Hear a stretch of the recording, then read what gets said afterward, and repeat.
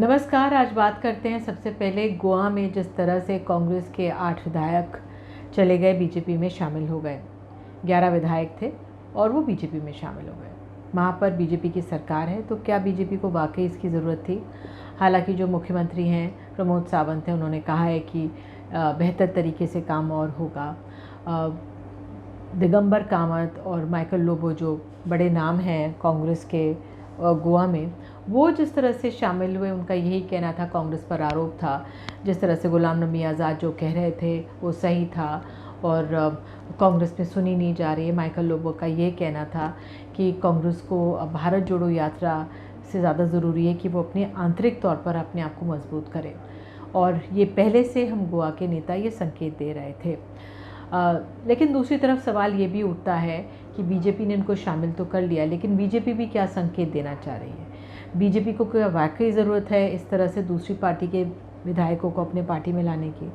अब कांग्रेस के जो प्रभारी हैं दिनेश गुंडू राव गोवा के, उनसे हमने बात की अपने कार्यक्रम में, तो उनका यही कहना था कि ये तो लालच दिया जा रहा है, पैसे का लालच, 20 से 25 करोड़ का लालच दिया जा रहा है, या एजेंसियों का दबाव बनाया जा रहा है, इसलिए जो विधायक है यहाँ से वहाँ आ गए।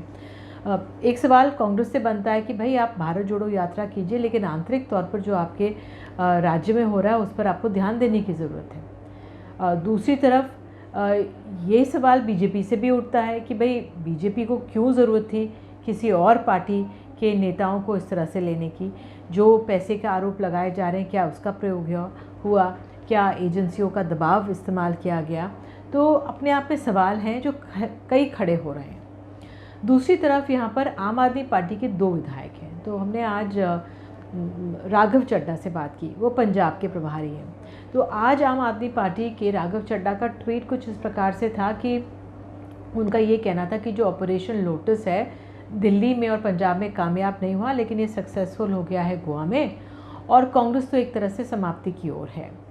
तो मैंने राघव से यही पूछा था कि क्या आपके मन में भी डर और संशय है, जिस तरह से 2 विधायक ही हों लेकिन क्यों नहीं जा सकते वो बीजेपी में? तो उनका यही कहना था कि नहीं, जो हमारे विधायक हैं वो लालच के अंतर्गत नहीं आते हैं, जैसे हमने दिल्ली में देखा, जैसे हमने पंजाब में देखा। आज भी आम आदमी पार्टी ने अपने 8 विधायकों की परेड कराई है। उनका कहना है इनको भी पेशकश आई थी बीजेपी की तरफ से, लेकिन वो नहीं जा रहे हैं। वित्त मंत्री चीमा जो है पंजाब के, उन्होंने भी इस मामले को उठाया। उनका कहना था कि ऑपरेशन लोटस पंजाब में सफल नहीं हुआ है।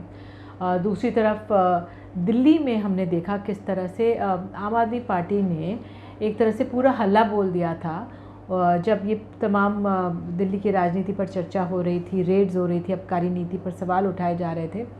तो आम आदमी पार्टी ने तो एक प्रेस कॉन्फ्रेंस कर 4 विधायकों की आरोप लगा दिया था बीजेपी के ऊपर कि 20 करोड़ की पेशकश की गई है।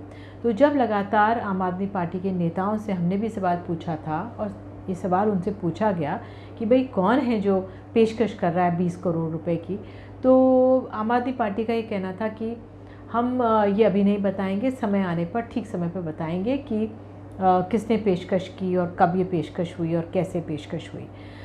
बहरहाल एक तरफ हम देखते हैं आम आदमी पार्टी की अग्रेसिव राजनीति है कि वो बीजेपी से पूरी जमकर लड़ाई करते हुए दिख रही है। अरविंद केजरीवाल गुजरात पहुँचे हुए, रोज़ाना वो प्रधानमंत्री को, गृह मंत्री को चैलेंज करते हैं, कभी स्कूल जाते हैं, ऑटो वालों के साथ जाकर भोजन करते हैं और पुलिस प्रशासन के साथ भिड़ते हुए नज़र आते हैं। दूसरी तरफ हम देख रहे हैं कि जो बीजेपी भी है, बीजेपी के नेतागण भी ऑटो में जा रहे हैं, बीजेपी के भी नेतागण स्कूल्स में जा रहे हैं। तो एक तरह से आम आदमी पार्टी जो एक चैलेंज थ्रो कर रही है बीजेपी को, वो कांग्रेस करती हुई नज़र नहीं आ रही है। कांग्रेस अपने भारत जोड़ो अभियान में व्यस्त है। कांग्रेस का यही कहना है कि हम एक विचारधारा की लड़ाई हैं और हम देश को जोड़ना चाह रहे हैं, लेकिन हम देख रहे हैं कि राहुल गांधी 18 दिन भारत जोड़ो यात्रा के वो 18 दिन केरला में बिताएंगे, 2 दिन उत्तर प्रदेश में। उत्तर प्रदेश भी बहुत अहम राज्य है राजनीति के लिहाज से और सीटों के लिहाज से देखा जाए। सीपीएम ने भी ये सवाल उठाया है कांग्रेस से कि आप भारत जोड़ो राजनीति कर रहे हैं, ये यात्रा है, या कांग्रेस जोड़ो, क्योंकि वहाँ पर सीपीएम और जिस तरह से लड़ाई कांग्रेस की चलती है सत्ता की, उनका ये आक्षेप कांग्रेस पर है। तो अपने आप में आज जो ये बीजेपी में शामिल हुए कांग्रेस के विधायक का एक सवाल ये भी उठा कि क्या वाकई में इस तरह से शामिल करने की ज़रूरत है, क्योंकि कांग्रेस भले ही अपने विधायकों को खो रही है इस तरह से, लेकिन बीजेपी तो अपने जीत के बूते पर ही विधायकों को जीतती आई है।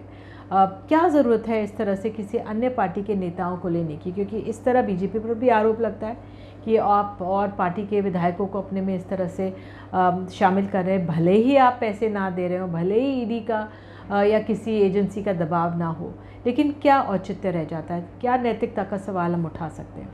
बहरहाल 2024 से पहले जो लोकतंत्र है और जो लोकतंत्र की राजनीति है वो अपने आप में लगातार बदल रही है। देखना होगा कैसे ये करवट बदलती है। नमस्कार।